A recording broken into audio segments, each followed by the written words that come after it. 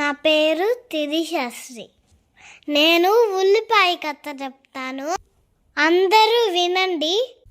అనగనగా ఒక పచ్చని కూరగాయల తోటలో బంగాళదుంప, ఉల్లిపాయ, టమాటా మరియు ఒక ఐస్ క్రీమ్ అనే ఒక నలుగురు ప్రాణ స్నేహితులు ఉండేవాళ్ళు.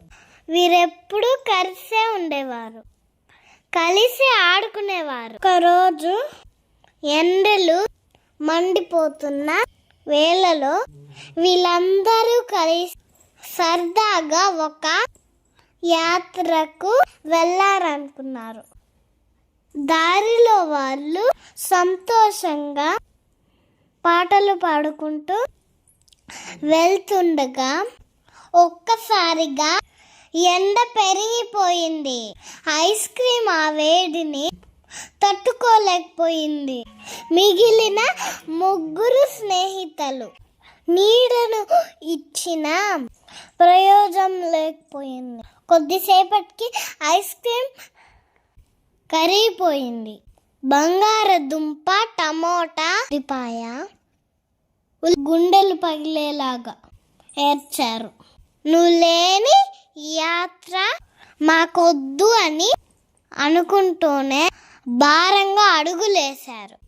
అలా కొంత దూరం వెళ్ళాక ఒక రోడ్డు వచ్చింది. ఆ సమయంలో ఒక ఎద్దుల బండి అటుగా వేగంగా రావడం చూసి ఉల్లిపాయ బంగాళదుంపని పక్కకు జరగమని చెప్పింది.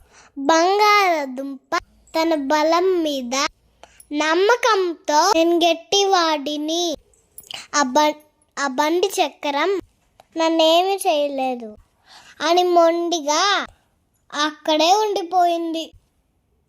ఆ బండి చక్రం బంగాళదుంప మీదుగా వెళ్ళగా అది చితికిపోయి ప్రాణాలు విడిచింది.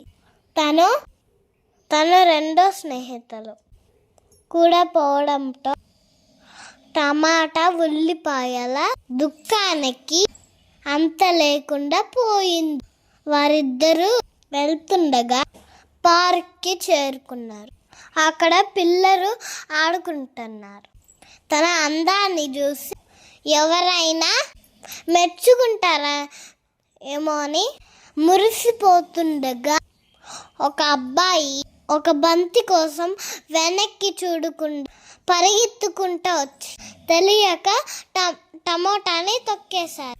టమాటా జ్యూస్ లాగా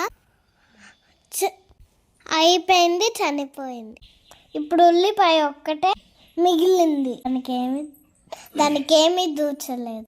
అడవిలో ఒక చెట్టు కింద కూర్చొని రాత్రంతా వెక్కి ఏడుస్తూనే ఉంది. నాకెవరు లేదు, నేను చనిపోతే నా కోసం కన్నీరు కార్చేవారు ఎవరూ లేరు. ఉల్లిపాయ కల్మషం లేని స్నేహానికి, దాని ఆవేదనకి దేవుడు ప్రత్యక్షణ. ఉల్లిపాయ, నీ స్నేహితులపై నీకున్న ప్రేమ అజరామరం. నీవు ఒంటరి దానివి కావు. ఇకపై నిన్నెవరైనా హింసించాలని చూసినా, కత్తితో కోసిన వారు ఎంతటి వారైనా సరే నీకంటే ఎక్కువగా వారే ఏడుస్తారు. నీ కోయపడిన ప్రతిసారి లోకం కన్నీరు కారుస్తుంది. అది నేను నీకు ఇస్తున్న వరం అని దీవించి మాయమయ్యాడు. ఆ క్షణం నుండి ఉల్లిపాయకు ఒక కొత్త శక్తి వచ్చింది.